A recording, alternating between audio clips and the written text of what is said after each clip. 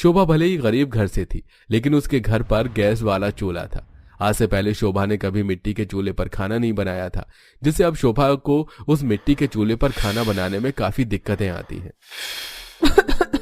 मैंने जितना सोचा था मिट्टी के चूल्हे पर खाना बनाना, ये तो उससे ज्यादा मुश्किल निकला। मेरी तो खांसी ही बंद नहीं हो रही है, खाना कैसे बनाऊंगी?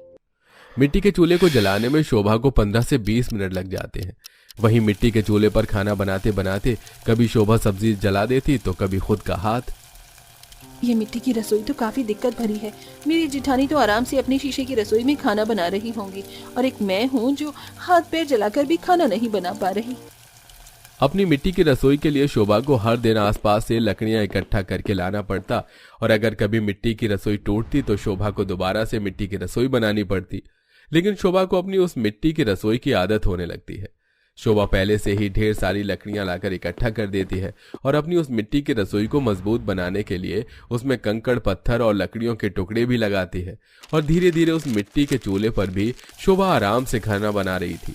लेकिन वहीं अब शोभा की अमीर जेठानी, जिसे अपने शीशे की रसोई काफी ज्यादा प्यारी थी, अब वही शीशे की रसोई उसे परेशान करने का एक मौका नहीं छोड़ रही थी। अचानक इस शीशे की रसोई में आजकल मुझे इतनी गर्मी क्यों लगने लग गई है? लगता है कल से इस शीशे की रसोई में मुझे टेबल फैन रखना पड़ेगा, वरना मैं तो कबाब की तरह गर्मी में भून जाऊंगी। शीशे रसोई होने की वजह से उस रसोई में बहुत जल्दी भभका होने लगता था।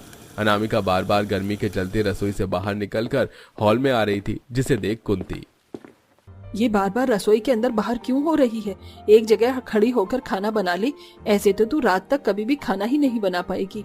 रसोई में बहुत ज्यादा गर्मी लग रही है, मुझसे तो 5 मिनट भी खड़ा नहीं हुआ जा रहा। मन कर रहा है कि यही सिलेंडर और चूल्हा उठाकर लेकर आ जाऊं। कभी कभी तो अनामिका अपनी शीशे की रसोई की गर्मी के चलते चिढ़कर खाना ही नहीं बनाती थी। अरे खाने का वक्त हो गया है और तूने अभी तक टेबल पर खाना नहीं लगाया, जल्दी से लगा दे बहू, बहुत जोरों की भूख लगी है। पापा जी, इतनी गर्मी में मुझे शीशे की रसोई में खड़े होकर खाना नहीं बनाया जाता। आपको इतनी भूख लग रही है तो होटल से मंगवा लीजिए।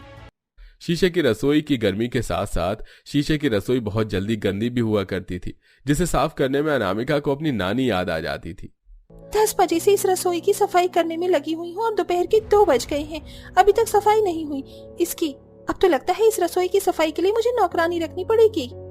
कुछ समय पहले तक गरीब देवरानी अपनी मिट्टी की रसोई से परेशान थी और अमीर जेठानी अपनी शीशे की रसोई से काफी खुश थी। तो वहीं अब अमीर जेठानी अपनी शीशे की रसोई से काफी दुखी होती थी और गरीब देवरानी अपनी मिट्टी की रसोई से काफी खुश।